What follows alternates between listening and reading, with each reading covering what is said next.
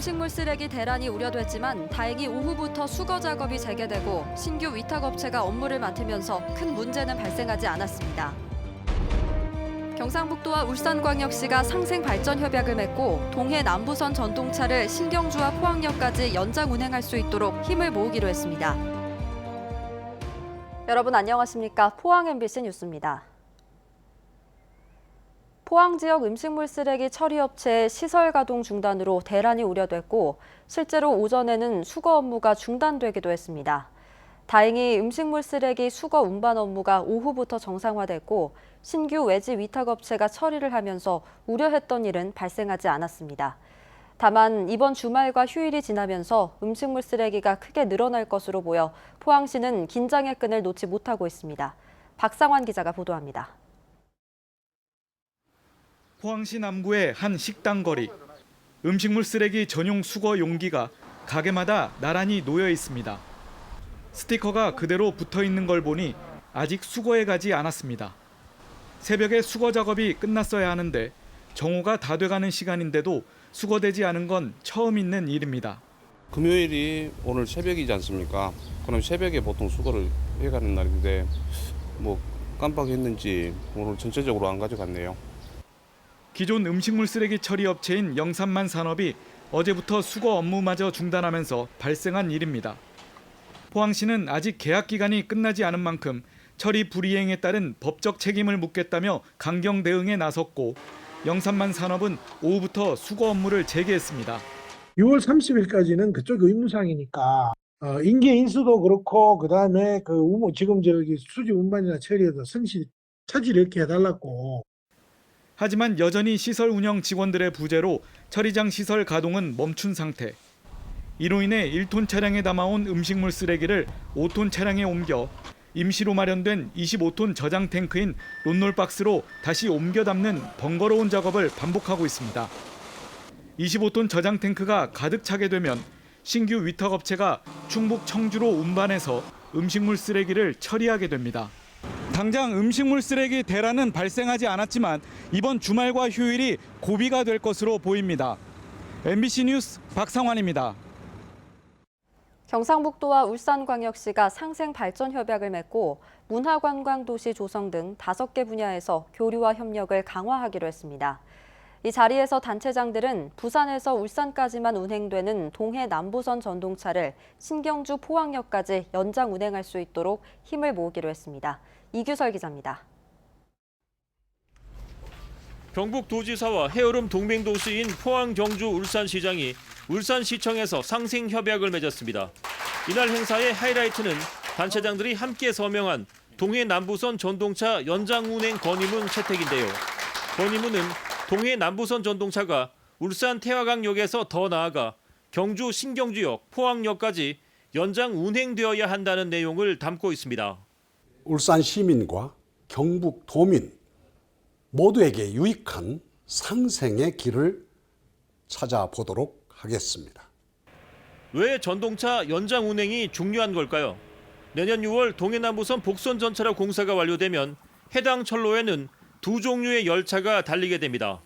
바로 중고속 열차와 전동차인데 준고속 열차 EMU는 조금 느린 KTX, 전동차는 전철이라고 생각하시면 됩니다.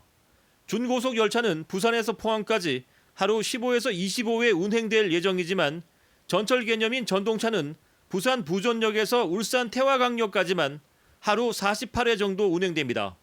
즉 운행 횟수가 적은 중고속 열차 운행만으론 산업과 문화, 관광 등 여러 분야에서 유기적 관계를 형성하고 있는 포항, 경주, 울산 간 물리적, 정서적 거리를 획기적으로 단축시킬 수 없습니다.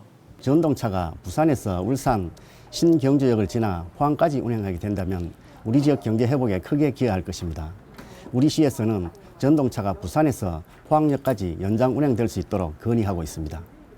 사업 주체인 코레일은 경제성이 없다는 이유로 전동차의 포항, 경주 연장 운행에 부정적인 입장이지만 산업적으로 밀접한 연관성이 있는 도시의 경우 길이 뚫린 뒤 인적 물적 교류가 폭발적으로 증가하는 경우가 많습니다.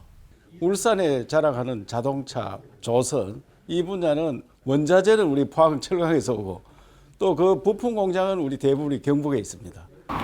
각자 다른 매력을 가진 포항과 경주, 울산이 철도를 통해 더 가까워지면 지역의 역량이 더 높아질 수 있을 것으로 기대됩니다. MBC 뉴스 이규설입니다. 더불어민주당 홍일학 전 국회의원이 대구 경제부시장을 맡기로 했습니다. 권영진 대구시장에게서 제의를 받고 24일 만에 내린 결정인데요. 여야 협치가 성사됐는데 의미가 남다릅니다. 윤태우 기자가 취재했습니다. 홍일학 전 의원은 오늘 아침 자신의 SNS에 권영진 시장의 경제부시장직 제의를 받아들이겠다고 밝혔습니다.